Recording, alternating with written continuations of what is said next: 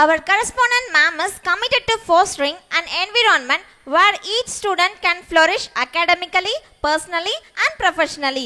One such eminent personality who has turned each and every obstacles as an opportunities is our beloved correspondent Bharat Vidya Shironmani, Dr. Vasantha Sudhanandan ma'am, whom we now invite to deliver the presidential address.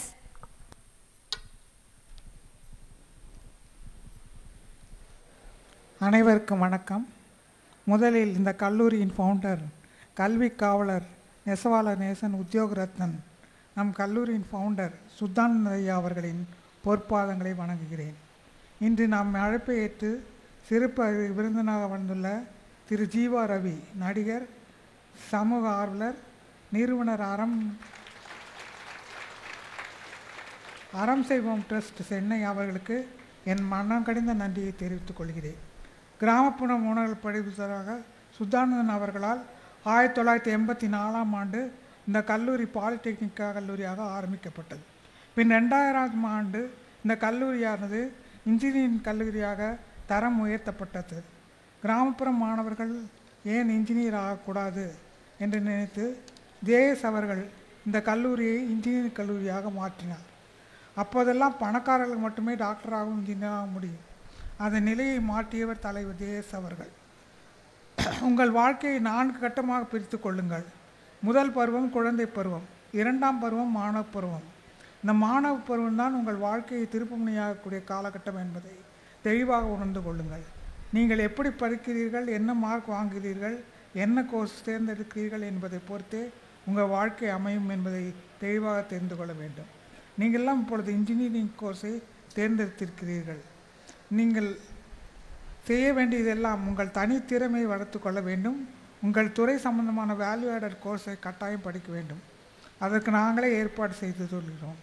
நீங்கள் படிக்கும் படிப்பு, அதனால் கிடைக்கும் வேலையே உங்கள் வருங்கால 50-60 வருட வாழ்க்கை தீர்மானிக்கும் என்பதை மனதில் ஆழமாக பதிய வைத்துக் கொள்ளுங்கள். உங்களுக்கு திசை திருப்ப பல மீடியாக்கள் இருக்கின்றன. சினிமா போன்றவையை நீங்கள் வாழ்க்கைக்கு உதாரணமாக எடுத்துக்கொள்ளக்கூடாது. பொழுதுபோக்காக மட்டும் பாருங்கள்.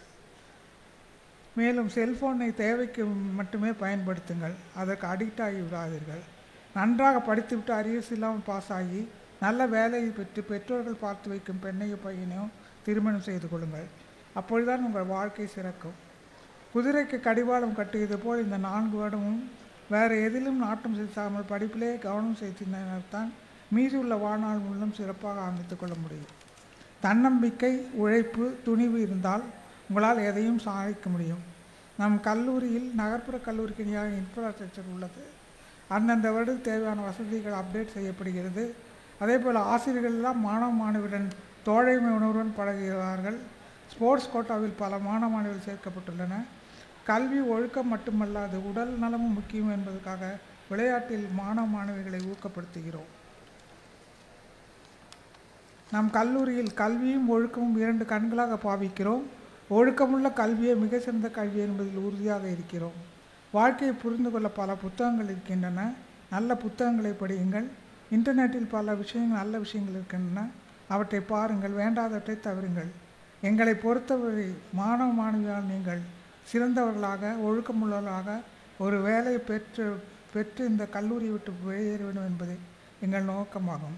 அதற்காக ஒத்துழைக்கும் அனைவருக்கும் என் நெஞ்சார்ந்த நன்றியை தெரிவித்துக் கொள்கிறேன். நன்றி, வணக்கம்.